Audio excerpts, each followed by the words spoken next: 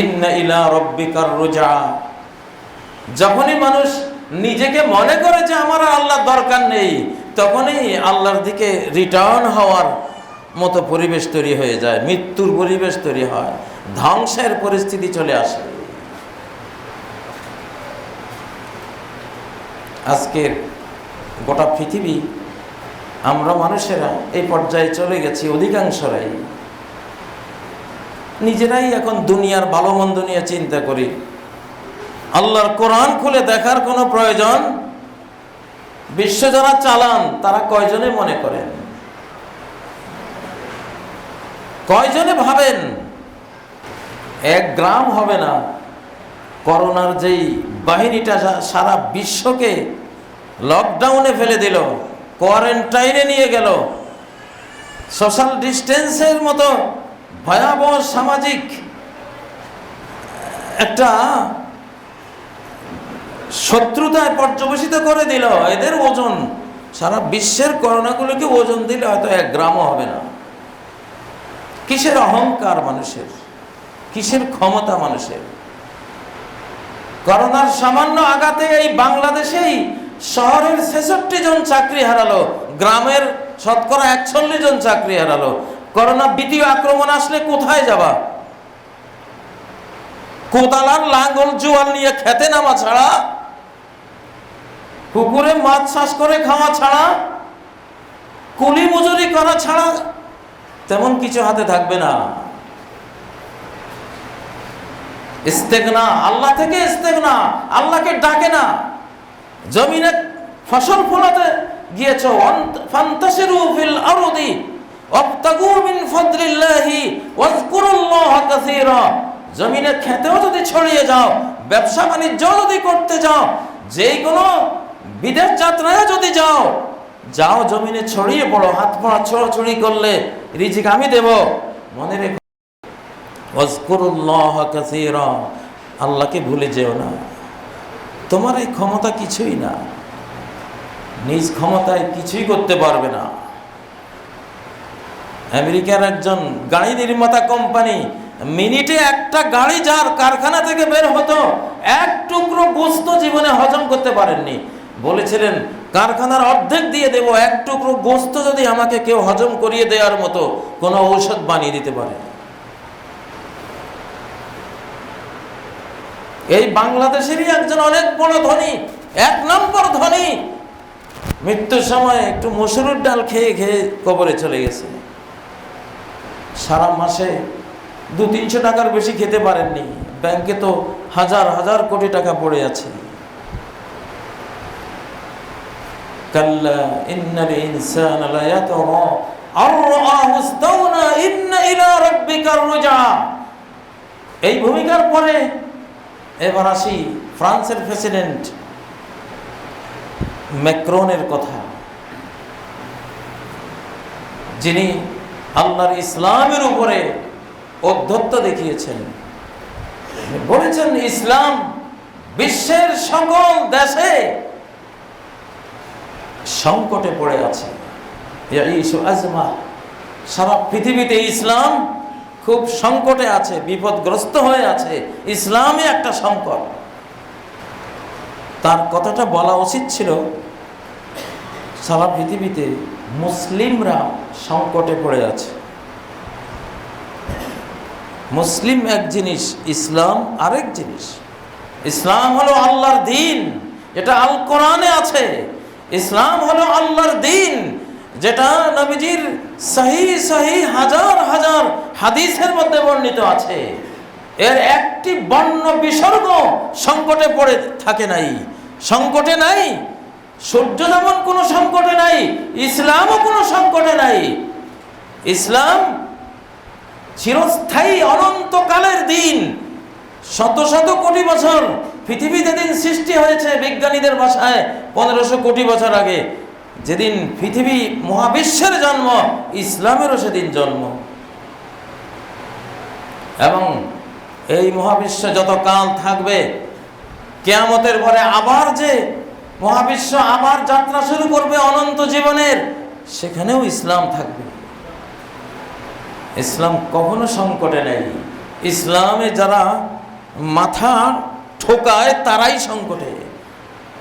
ইসলামকে মাথা দিয়ে টোকা দিয়েছিল ফেরাউন, ইসলাম সংকটে পড়েনি, সে সংকটে পড়েছে। তাকে আর তার দলবলকে আমি সকলকে পানির নিচে তলিয়ে দিয়েছি, ডুবিয়ে দিয়েছি। ইসলাম সংকটে পড়েনি, ফেরাউন সংকটে পড়েছে। নমরুদ ইসলামকে ধাক্কা দিয়েছিল, টোকা দিয়েছিল, আঘাত করেছিল, ইসলাম সংকটে পড়েনি। ইসলাম তার নবী সহ নমরুদের আগুনের ভেতর থেকে সহি সালিম খুবই সুখে আনন্দে বেরিয়ে এসছে, কিন্তু সংকটে পড়েছে নমরুদ। ল্যাংড়া মশার, পঙ্গু মশার কামড়ে যন্ত্রণা কাতর হয়ে দুনিয়া থেকে বিদায় হয়েছে। ইসলাম কখনো সংকটে পড়েনি নমরুদের কারণে। ইসলামকে টোকা দিয়েছিল আবু জাহাল, ছোট্ট দুই কিশোরের হাতে যুদ্ধের ময়দানে বদরের রণাঙ্গনে সে জীবন হারিয়েছে, ইসলাম জীবন হারায়নি। ইসলামে যে মাথা ঠেকাতে যাবে তার মাথা চূর্ণ বিচূর্ণ হয়ে যাবে, ইসলামের কিছুই হবে না।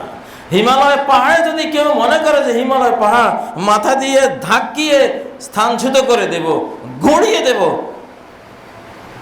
হিমালয় পাহাড় গড়িয়ে যাবে না, মাথা গড়িয়ে যাবে। মাকরুন সাহেবদের জানা উচিত, উক্তি করতে একটু জ্ঞান চর্চা করে উক্তিটা করতে হবে। ইসলাম কখনো সংকটে নাই, ইসলাম আল্লাহর দ্বীন। আল্লাহু মুতিম্মু নূরিহি ওয়ালাউ কারিহাল কাফিরুন। আল্লাহ তার নূরকে, ইসলামকে পরিপূর্ণ করবেন, পরিপূর্ণ রাখবেন, যতই অবিশ্বাসীরা এটাকে অপছন্দ করো, ইসলামকে কিছুই করতে পারবে না। একজন ইহুদি হারুনুর রশিদের সময়ে সে বাইবেলকে বিকৃত করে লিখে খ্রিস্টানদের মজমার সামনে গিয়ে পড়লো, সবাই বিশ্বাস করলো, চোখের পানি ফেললো, খুবই সুন্দর, ওরা কিনলো।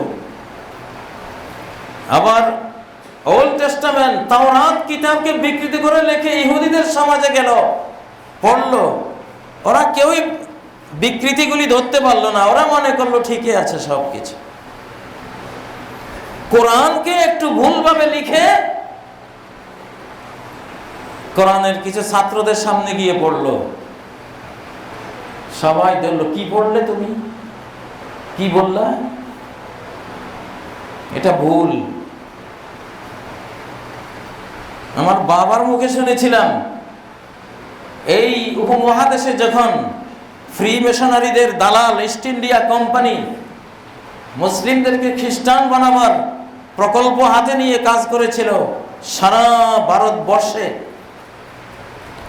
যেখানেও এক তর্ক বহসে ইহুদিরা খ্রিস্টান মিশনারিরা দাবি করলো যে কোরআনে একটি আয়াত আছে যে খ্রিস্টানরা হক,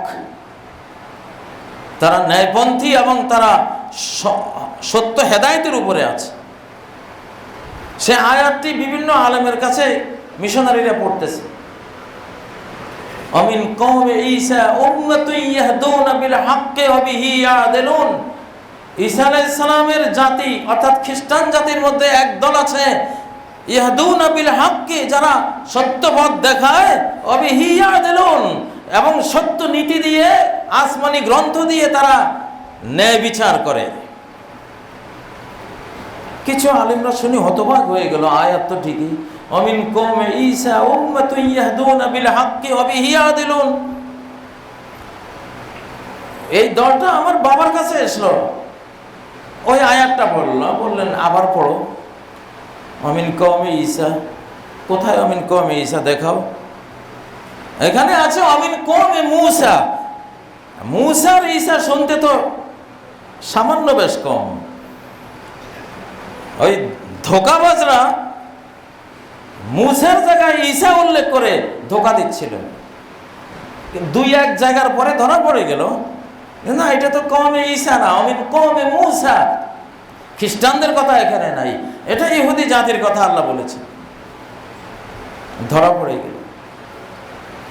তখন ওই যে হারুন রশিদের আমলের ওই বিকৃতকারী সেই ইহুদি আলেম বলল, ইসলামই একমাত্র ঠিক, এখানে হাত দেওয়ার কোনো শক্তি কারো নেই।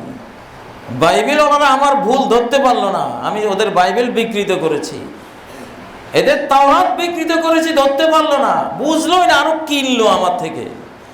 আর কিছু ছোট ছোট মুসলিম ছেলেদের কাছে গিয়ে আমি এমন ধরা পড়লাম, কেনা তো দূরে থাক, জান লইয়া আসা আমার মুশকিল হয়ে গেল। ইসলাম সংকটে। ম্যাকরুন সাহেব, আপনাকে বলে দিতে চাই, ইসলাম সংকটে নেই। আপনার উক্তিটি আপনি উইথড্র করুন, আল্লাহর কাছে ক্ষমা চান, আপনি মারাত্মক ভুল কথা বলেছেন। ইসলাম যদি সংকটে থাকতো, ইসলাম যদি কোনো ভুলভ্রান্তিতে পড়তো, মহাবিশ্ব সিঙ্গার ফুৎকারে উড়ে যেত সে কবে।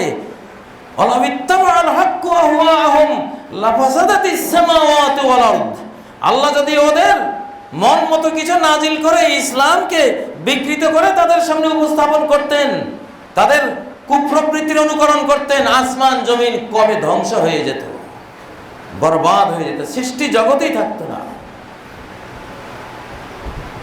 দেশের প্রেসিডেন্ট এবং পরিচালক হতে হলে সূক্ষ্ম জ্ঞানের অধিকারী হতে হয়।